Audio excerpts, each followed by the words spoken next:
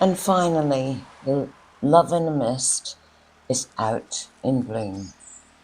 Doesn't last very long, this, but it's lovely. And look at the variations in colour. Now, I don't know. I think, look at that. I think that is due to the soil. Look at that, you couldn't make it up. Isn't that gorgeous? Because this is just self-seeded, this Love in the Mist. I don't know where it even came from. But I'm sure it wasn't like that. Anyway, this year it's gone like that. Whether it's got some feed, I probably have fed around it, so it's got some feed. And this is the lovely toad flax. I like this as well. I took the seed from just some barren land. Hi there, lovelies. So today I'm going to have my husband, Bill, make his famous Southern cornbread, Southern style cornbread. And this is a recipe that his mother and his grandmother and all the mothers before him have been making in Tennessee, in the USA, of course. So let's turn you over to Bill. Hi, Bill. Hi there. First, a headphone warning. This thing's going to make a lot of racket. Oh, yeah. You might want to turn your headphones down. I'm going to make my own cornmeal for this thing, basically out of popcorn. It has a much cornier flavor than just this cornmeal or polenta. So first I'll start with the corn and a blender. I'll throw a few of those on the floor for luck. Okay. And okay, the sound is fixing to come.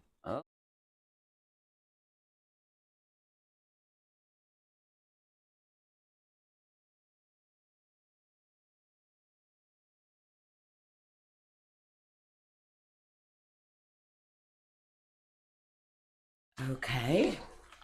Yeah. I've run this through once, and what I'm going to do is I'm going to sieve it because I don't want large, hard chunks in my cornbread. Okay.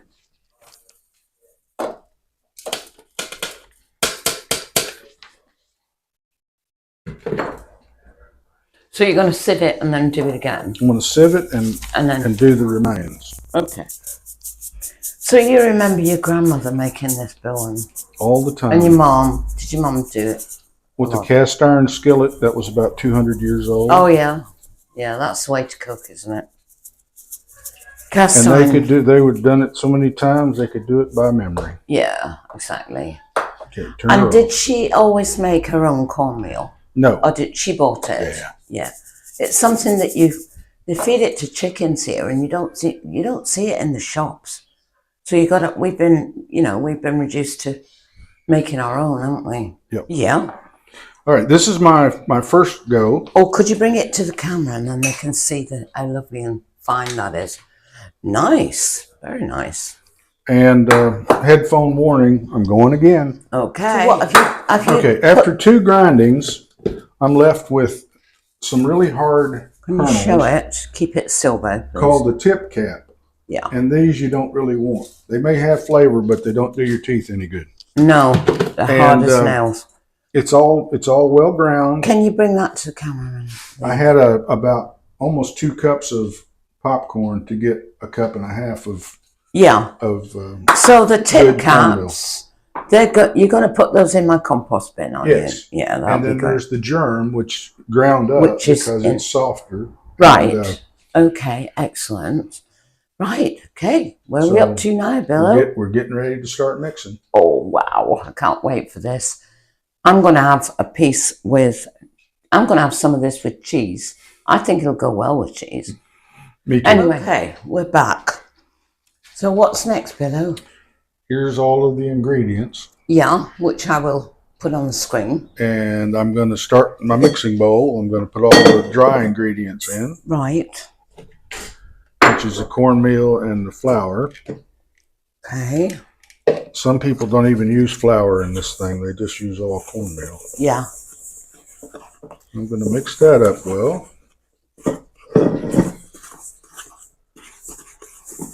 Okay, and then I'm going to add my brown sugar.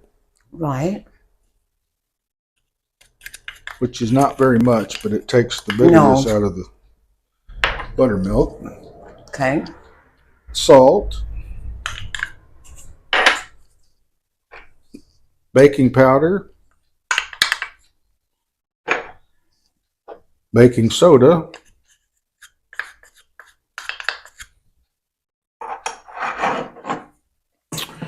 And I'm going to get that stirred up pretty well.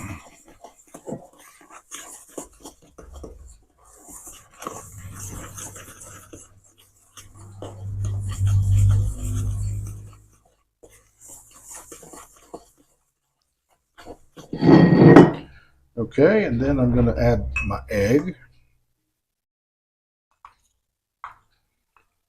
And I'm not going to whip this up to like a pancake batter. You want it to be sort of clumpy. Yeah. Okay.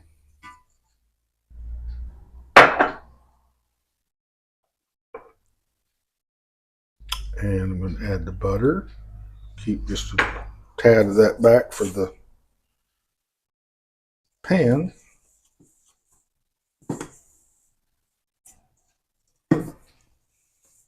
And it starts to get clumpy. Oh, yeah. Okay. Then I'm going to add the buttermilk. Yeah. You've got to use buttermilk, really, haven't you? In the traditional cornbread. In the traditional. Yeah. Because it does make a difference. It does. Yeah. Okay, now I'm going to mix this until the proper consistency. Okay. Okay, so what I was wondering is, what kind of dishes would you traditionally eat with this? You know, like... Well, cornbread and beans would be the main staple. Yeah. In the poor areas. And yeah. Just about anything. It's really excellent with chili or any kind of soup. And it's excellent with anything like that, I should think.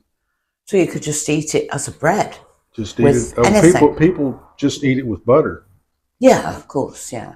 And there's cornbread and milk. That's another staple. People used to crumble up their cornbread and put it in their milk. Oh, yeah. It's delicious. Wow. Probably don't want to really try it, but hey. Why not? Warm milk or cold milk? Cold milk. Cold milk. Yeah. Did you have that as a child? I loved it. Yeah? Well, there you are then. Well, it's looking like it's getting to a nice consistency. It's starting to. Yeah, good. Right. Okay, Billo. So we're ready now to the pan. You've greased the pan with butter. Yeah. And you're ready to put it in the old days, they put the skillet, the cast iron skillet in the oven, get it about 400 degrees. And then when they poured the cornbread in, you would have a nice brown bottom and sides. Yeah. We don't have that option. So we're going with this Teflon coated thing. And anyway, this is what we've let it set now for almost 30 minutes. This is the consistency. Yeah. Okay. You want it just pourable, but not thin like batter. Pancake batter. Yeah. Oh, I can see it going in. That's good. Well, that's nice. And that pan was put in the oven and it's hot. Greased with butter and hot. Okay. And we're doing this in the air fryer rather than the big oven. Would you hand me that spatula, please? Yeah. Oh, where is it? Where is it? There it is. Is that all right like that? Yes. Or shall I rinse No, it? that's fine. All right, I'll trade you. Okay. Right, okay. So yeah, right, ready to go in. You think it's quite important to leave it to sit? It is quite important. It lets all of the ingredients hydrate the dry ingredients. You know, what number are you going to put it on? People bake this from 200 degrees to 400 degrees Fahrenheit. The longer you leave it in there, the cooler it needs to be. Yeah. So I'm gonna really do this one cool so it will bake completely through and just won't be on the top of the that's browned. Yeah. So what number in there? So I'm going to put this on about probably 145 for about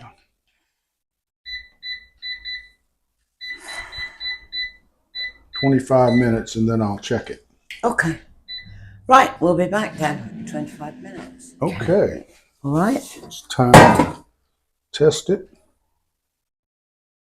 And it seems to be done. And here's the reveal. Oh, perfect. Look at that. Notice it's broken away from the pan. That's a good sign. Yeah. Nice, nice even color as well.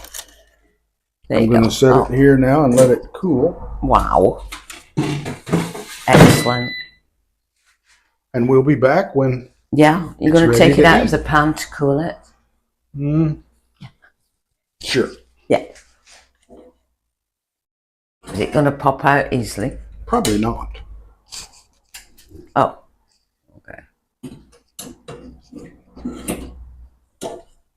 Probably is. So. Look at that. Wow. Okay. Excellent. We'll come back. How long do you think it'll be? 10 minutes? Oh, 10, 15 minutes. Okay. We'll do. It'll be all right when it gets cool. Super duper. Oh, yeah.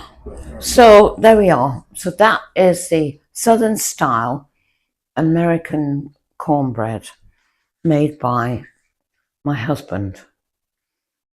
And it's looking absolutely gorgeous. And I think that this is going to be way better than any of that packet stuff that you can make. Well, it's got to be, isn't it? Jiffy Mix. Jiffy Mix, yeah, it's got to be. Anyway, there we are. So, hope you enjoyed that, and I hope you'll have a go at making it. So, we're going to eat this now, aren't we? Thank you, Billo. Darling. Bye. Darling.